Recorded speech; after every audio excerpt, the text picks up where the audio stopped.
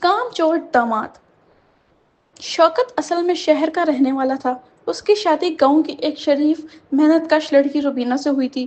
روبینہ کے والد میاں ہدایت اللہ نے بڑے چاؤ سے اپنی بیٹی کا نکاح کیا۔ وہ سمجھتے تھے کہ شہر کا لڑکا ہے، کچھ سیکھنے کو ملے گا، لیکن انہیں یہ نہیں پتا تھا کہ شہر کا یہ نکھٹو داماد اصلی کام چوروں کا بادشاہ نکلے گا۔ شادی کے پہلے ہی دن سے شوکت نے اپنی نیت کا اظہار کر دیا۔ جب سب لوگ صبح 5 بجے اٹھ کر لسی پراٹھا اور مرغی کی تیاری میں لگے ہوئے تھے، شوکت اپنے بستر میں گھونگھٹ کی طرح لپٹا ہوا تھا۔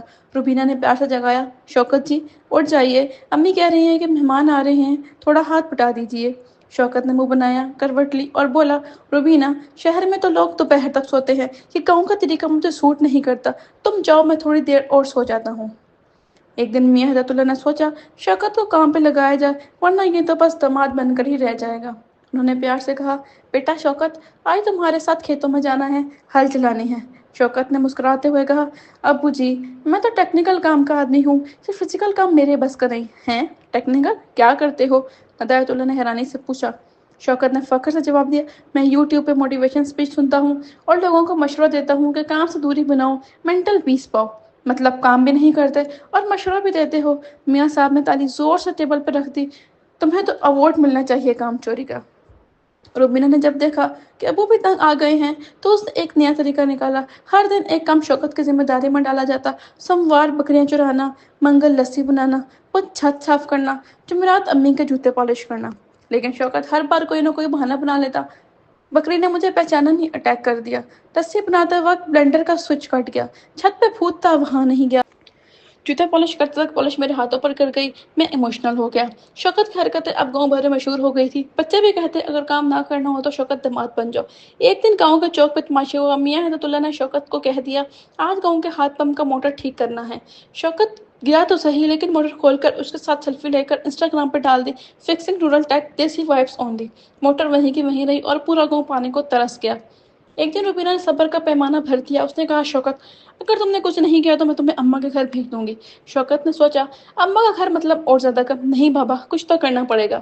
اگلے دن اس نے ایک پلان بنایا۔ اس نے فیک یوٹیوب چینل بنا لیا جس میں وہ محنت کا فائدہ پر لیکچر دینے لگا، لیکن خود صرف بستر پر لیٹ کر۔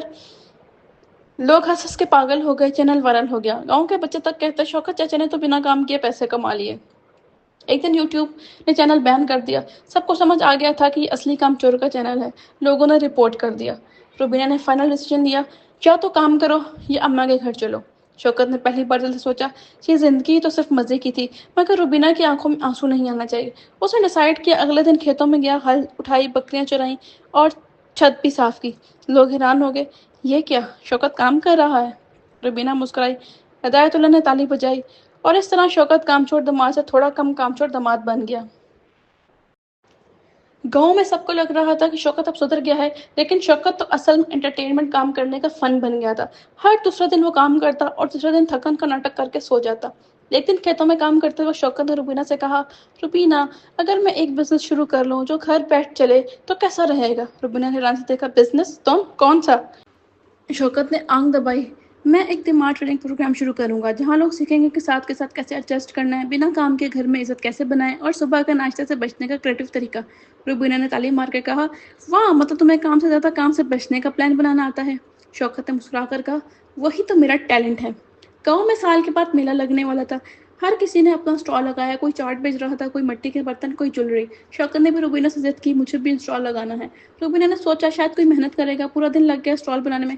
شوکت نے ایک بڑا سا بورڈ لگایا، "داماد گیری کی تعمیر، tips and trick, free WiFi." لوگ ہنس ہنس کے لوٹ گئے۔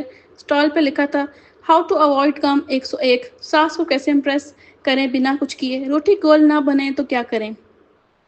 ہر کسی نے فوٹوز لی، ویڈیوز بنائی اور اسٹال وائرل ہو گیا۔ مسٹر ہدایت اللہ نے غصے سے پوچھا، "یہ کیا تماشا ہے شوکت، یہ تو کام سے بھاگنے کا اسکول ہے۔" شوکت نے فخر سے کہا، "ابو جی، مارکیٹنگ کے زمانے میں ٹیلنٹ بچانا پڑتا ہے، کام تو سب کرتے ہیں، کام سے بچنا آرٹ ہے۔" گاؤں کی ساسیں اکٹھی ہو گئی۔ ان کا کہنا تھا، یہ شوکت جیسا داماد ہر گھر میں گیا تو گاؤں برباد ہو جائے گا۔ انہوں نے ایک اینٹی کامچور داماد یونین بنا لی۔ روبینہ اس یونین کی جنرل سیکرٹری بن گئی۔ ہر روز ایک پروٹیسٹ ہوتا، روٹی بناؤ، جھوٹ نہ سناؤ، کام کرو یا اماں کے گھر جاؤ، داماد ہو یا مہمان، کام تو سب کا فرض ہے جان۔ شوکت گھر میں چھپ گیا، ہر کونے میں جا کے چھپ جاتا، کبھی دالن کے پیچھے، کبھی بھینس کے پیچھے، کبھی الماری میں۔ ایک دن اماں نے الماری کھولی تو شوکت بستر لے کے سو رہا تھا۔ اماں چیخ پڑی، "ارے یہ داماد ہے یا گیکو!" रुबीना ने ठान लिया कि अब इसके नाटक का एंड होना चाहिए, लेकिन शौकत ने एक और इमोशनल वेपन निकाला। एक रात सबके सामने आंखों में पानी भर के बोला, मैं छोटा था तो माँ कहती थी बेटा काम से कभी डरना मत, लेकिन मुझे तो काम से एलर्जी है, मुझे माफ़ कर दो, मैं सिर्फ एक प्यार चाहता हूँ, एक आराम का कोना जहाँ कोई मुझे जगाए नहीं। सब लोग हैरान। अम्मा ने तो रोना शुरू कर दिया, बेचारा इमोशनल है, काम छोड़ नहीं, बस सेंसिटिव वर्कर है। रुबीना ने हाथ जोड़ लिए, ये तमाम नहीं, फुल टाइम इमोशनल मैनिपुलेटर है। एक दिन रुबीना ने सब कुछ पैक किया और कहा, शौकत मैं तुम्हें अम्मा के घर छोड़ने जा रही हूँ, वहाँ भी भैंसें हैं लेकिन वाईफाई नहीं। शौकत के चेहरे का रंग उड़ गया। वाईफाई नहीं? उसी वक्त उसने फैसला किया, काम करेगा, मेहनत करेगा और रुबीना के लिए एक छोटा सा स्टॉल खोलकर बिजनेस करेगा। एक दिन सबने देखा शौकत चने बेच रहा था, लेकिन हर पैकेट के ऊपर लिखा था कि चने एक दिमाग की मेहनत का नतीजा है, हर दाना एक स्टोरी खिलाता है। लोग हंस हंस के चने भी खाते और सेल्फी भी लेते, बिजनेस भी चल गया। 6 महीने बाद रुबीना और शौकत ने मिलकर एक छोटी सी दुकान खोली, तमाम दुकान जहाँ फनी क्वाइट्स मिलते थे, होम डिलीवरी चने और रुबीना के हाथ का अचार। शौकत ने काम और मजाकिया अंदाज का परफेक्ट बैलेंस बना लिया। हर रोज 2 घंटे काम करता, 2 घंटे कॉमेडी करता और बाकी वक्त रुबीना की मदद करता। मियाँ हदतुल्लाह ने आखिरी पर मुस्कुराते हुए कहा, लो भाई, तमाद अब इंसान बन गया है। रुबीना ने हंसकर कहा, इंसान नहीं, लिमिटेड एडिशन है। मोरल ऑफ द स्टोरी है, कभी कभी कामचोरी भी टैलेंट बन सकती है अगर उसे सही डायरेक्शन मिल जाए, लेकिन रुबीना जैसी बीवी हो तो दामाद भी सीईओ बन सकता है। ये कम अज कम चने का स्टॉल तो चला ही सकता है।